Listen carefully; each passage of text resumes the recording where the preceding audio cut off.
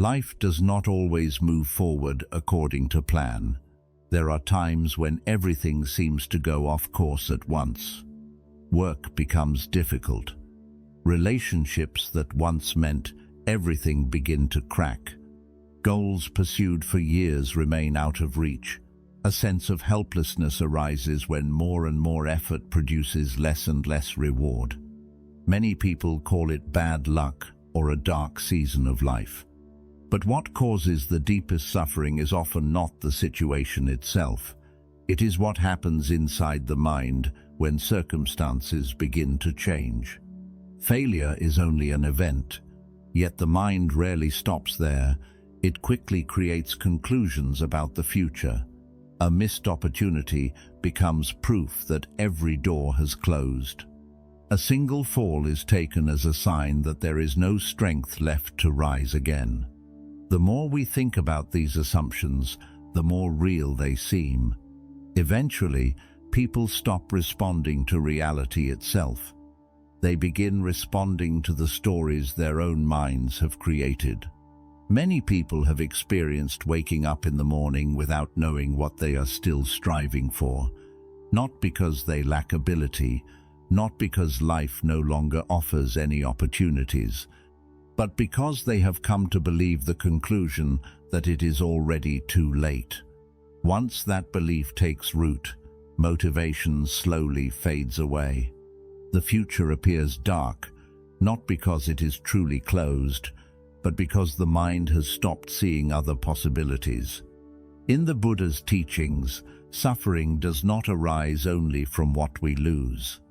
It also comes from the mind's resistance to things not going our way. The scriptures repeatedly remind us of a simple truth: life is impermanent. Everything changes. When the mind tries to hold on to a state that cannot be held, suffering appears. It is often this resistance to reality that exhausts us more than the circumstances themselves. Losing a job is a difficult event, but what often breaks people more deeply is the feeling that their sense of worth has been shaken. They may have seen their work as proof of their abilities, their value, or their place in society. When the job disappears, that image begins to crack as well. The most painful part is not that an employee badge no longer matters.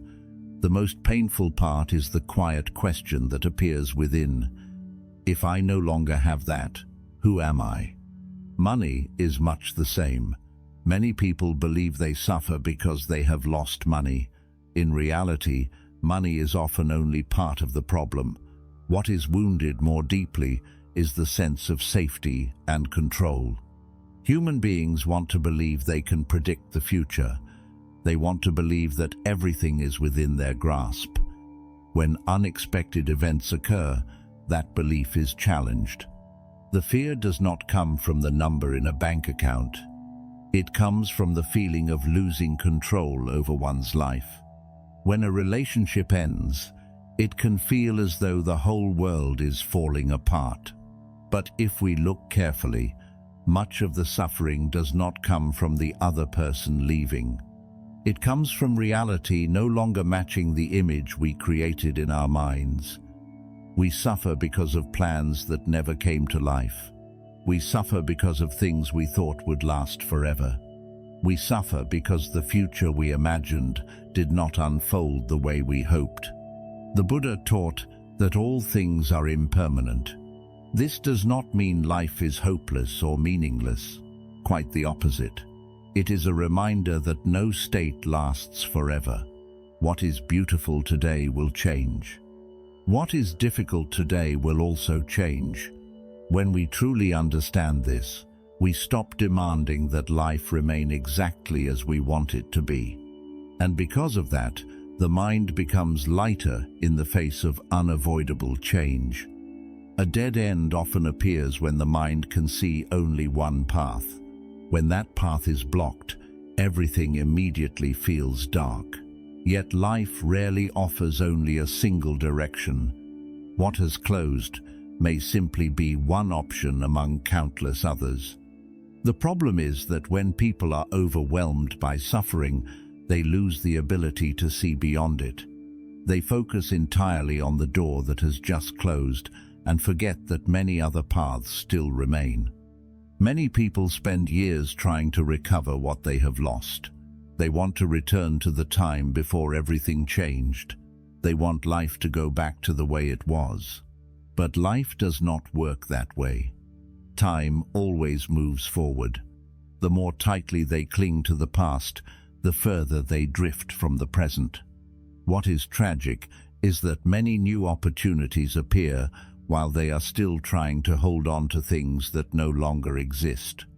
Many people see being stuck as a sign of failure, but if we look more deeply, many moments that seem like dead ends are actually the very times that force us to change the way we live.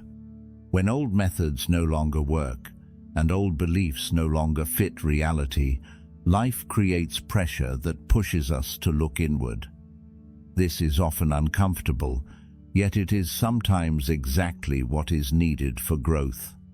The Dhammapada says that the mind is the forerunner of all things. This reflects an important truth.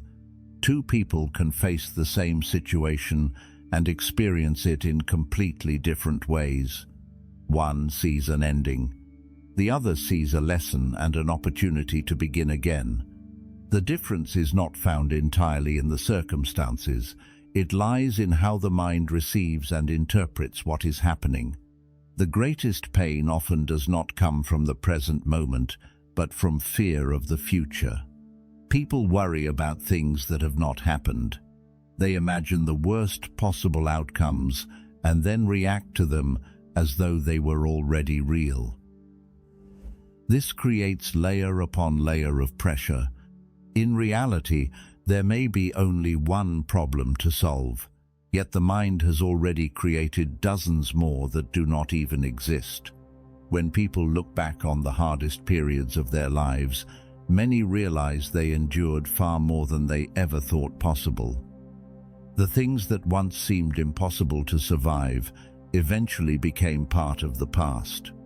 This does not erase the suffering of the present, but it serves as a reminder that feelings of hopelessness do not always reflect reality. Sometimes they simply reflect the temporary state of a mind under immense pressure. A true dead end is not when circumstances become difficult. A true dead end appears when a person believes that change is no longer possible. The Buddha did not teach that life would always be easy. He pointed out that suffering begins to fade when we see things as they truly are. When we stop clinging to what has already changed, when we stop identifying ourselves with loss and failure, a new space opens within the mind. And, very often, it is from that very space that a new path begins to reveal itself. A difficult event in life may last only a few minutes, a few hours, or a few days. Yet, strangely, the suffering it creates can linger for months or even years. This reveals something important. The cause of suffering is not found entirely in the event itself. If circumstances were the only cause, the pain should end when the event ends. But reality tells a different story. Many people remain imprisoned by things that happened long ago. The Buddha once compared suffering to being struck by two arrows. The first arrow represents the painful experiences that inevitably come with life. Illness, loss, failure, separation, and betrayal all belong to this first arrow. No one can go through life without encountering them. They are part of the human experience. But what makes suffering much heavier often comes from the second arrow. After the event occurs, the mind begins to react. It constantly analyzes, judges, and resists reality. It asks why this happened. It insists that things should have turned out differently. It imagines frightening possibilities for the future. Through this process, an event that has already ended continues to live on in the mind day after day. The first arrow creates the wound. The second arrow keeps driving deeper into it. A person loses a job only once. The moment they receive the news happens a single time. Yet afterward, that event may replay hundreds of times in their mind. They revisit the conversation. They think about what they should have done differently. They worry about the months ahead. Every recollection reactivates the pain. What drains them is no longer the original event itself, but the endless cycle of thought surrounding it. The end of a relationship often unfolds in the same way. The separation happens at a specific moment in time, but memory can make a person relive that experience countless times. A song, a familiar street, or an old photograph can pull them back into the past. The body reacts as if everything happened yesterday, even though a great deal of time has already passed. What is worth noticing is that the present moment is often not as painful as we imagine. Right now, many people still have a place to live, food to eat, and a safe room in which they are sitting. Yet the mind wanders toward what has been lost or what has not yet happened. It pulls people away from the present moment and into fear, regret, and endless assumptions. Buddhist teachings repeatedly remind us that the mind is the source of much of our suffering. This does not mean circumstances are unimportant. It simply shows that circumstances and the mind's reaction to them are two different things. When people fail to recognize this distinction, they often spend all their energy fighting what has already happened, instead of learning how to face it with clarity and awareness. Many people spend years arguing with reality. They refuse to accept what is happening. They want the past to change. They want others to behave differently. They want life to return to the way it once was. But reality does not negotiate with anyone. The more we resist what cannot be changed, the more exhausted we become. It is a battle that cannot be won, because the opponent is simply the truth itself. A fascinating paradox appears when people begin to accept the present moment. Many fear that acceptance means surrender. In reality, the opposite is true. When energy is no longer wasted denying what is real, that energy begins to return. The mind becomes clearer. The ability to think wisely and act effectively gradually reappears. Acceptance is not giving up. Acceptance is seeing clearly what already exists. The most difficult periods of life often make people ask the same question again and again. Why did this happen to me? Why did that person treat me this way? Why is life so unfair? These questions may sound reasonable, but they often provide no solution. Instead, they keep the mind circling around the same pain without ever finding a way out. A profound shift occurs when the question begins to change. Instead of asking why this happened, the mind starts asking what can be learned from it. Attention no longer points toward the past, but toward the present. The focus is no longer on changing what has already happened, but on choosing how to respond to what is happening now. This is often the moment when people begin to regain a sense of agency in their lives. The Buddha never taught that we must enjoy painful experiences, nor did he say that loss is pleasant. What he emphasized was the ability to see things as they truly are. A failure is a failure. A loss is a loss. When we stop adding conclusions such as, "My life is over," or "I am completely worthless," the burden carried by the mind becomes significantly lighter. Many people are not trapped because they lack opportunities. They are trapped because they are still fighting battles with events that happened long ago. Part of the mind keeps returning to the past. It continually demands that reality be different. Meanwhile, life keeps moving forward. New opportunities appear and disappear, unnoticed, because their attention remains fixed on a door that has already closed. Looking more deeply, freedom does not always come from changing circumstances. Sometimes, freedom begins with changing our relationship to those circumstances. Two people can face the exact same hardship and experience it in completely different ways. One is overwhelmed by resistance, the other learns to accept and take action. That difference in attitude can completely transform the journey through adversity. The first doorway out of a dead end is often not found in the outside world. It appears when the mind stops wasting energy resisting what has already happened. The moment the battle with reality comes to an end, a new space is created within. In that space, calmness gradually returns. And from that calmness, people begin to see possibilities they could not see before. That is often the moment when a new path slowly starts to reveal itself. Many people believe that the way out will appear once the problem disappears. They wait for a phone call that changes everything, a major opportunity, or some kind of miracle that will put life back on the path they had hoped for. But reality is often different.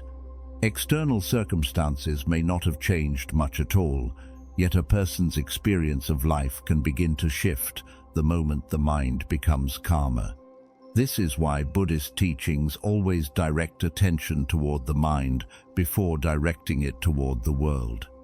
During the most difficult moments, the natural human reaction is to run faster. People throw themselves into more work, more thinking, and more searching. The mind stays constantly active, hoping to find an answer. But the harder we push while trapped in panic, the more tangled everything becomes. Not because life has no path forward, but because the chaos within prevents us from seeing it. A paradox often appears. The answer arrives when we stop forcing ourselves to find it. After days of endless thinking, a moment of silence suddenly brings clarity. After months of worry, the right decision appears when the mind is no longer tense. This is not an accident. A mind filled with noise rarely sees anything clearly. Imagine a lake after a powerful windstorm. When the surface is constantly disturbed, every reflection becomes distorted. The bottom of the lake is still there, but it cannot be seen. Life works in much the same way. When the mind is filled with fear, anger, or panic, perception becomes unreliable. The problem may not be as large as we think, but through the waves of emotion, it appears far bigger and far more frightening than it truly is. The Buddha often emphasized mindfulness, not as a distant philosophical concept, but as a way of returning to reality. When the mind comes back to the present moment, it stops wandering between the past and the future. Energy is no longer scattered across hundreds of different thoughts. As a result, clarity begins to emerge. Problems that once seemed impossible to solve suddenly become easier to understand. Not every problem needs to be solved immediately. One reason so many people become exhausted is that they try to solve their entire life in a single day. They look at every difficulty at once and feel overwhelmed. Debt, work, family, health, the future, everything piles together. No one is strong enough to carry an entire mountain on their shoulders all at once. The people who make it through a crisis are not always the ones who can see the whole road ahead. More often, they simply see the next step. They do what needs to be done today. Then they do what needs to be done tomorrow. Those small steps may seem insignificant, but over time they create a tremendous distance between the person who keeps moving forward and the one who remains frozen in despair. The Dhammapada teaches that no one can purify another person's mind for them. It reminds us that true change always begins within. No one can walk our path for us. No one can think for us, feel for us, or grow for us. The journey out of a dead end is no different. It begins with very small but very real decisions made by each individual. One thing worth noticing is that the mind often wants grand solutions. It wants a perfect answer. It wants a guaranteed plan for years ahead. But life rarely unfolds that way. Most meaningful transformations come from ordinary actions repeated long enough. A conversation, a new habit, a wise decision, a day lived with a little more awareness than the day before. Inner peace does not mean that everything is going smoothly. Even when difficulties remain, a person with a steady mind sees things differently. They no longer view every obstacle as proof of failure. They understand that hardship is a natural part of being alive. This perspective does not make problems disappear, but it prevents them from being overwhelmed by those problems. The Buddha never promised that human beings would avoid suffering. What he pointed to was the ability to encounter suffering without being controlled by it. This is a profound difference. When people are no longer carried away by negative emotions and thoughts, they begin to regain the power of choice. They stop reacting automatically to every challenge that life places before them. Many new paths only become visible after an old door has closed. But seeing this requires time. In the middle of suffering, very few people believe that the future still holds beautiful possibilities. All they can see is their present loss. Yet as time passes and the mind gradually settles, a wider picture begins to emerge. What once seemed like an ending sometimes turns out to be the beginning of an entirely new chapter. Many people spend years running from themselves. They stay constantly busy so they do not have to face their inner fears. They search for distractions everywhere, yet no matter where they go, the things they refuse to face continue to follow them. Eventually, life forces them to stop and turn inward, and that moment often marks the beginning of true transformation. When the mind becomes still enough, many things turn out to be simpler than we imagined. What needs to be released becomes clearer. What needs to be kept becomes clearer as well.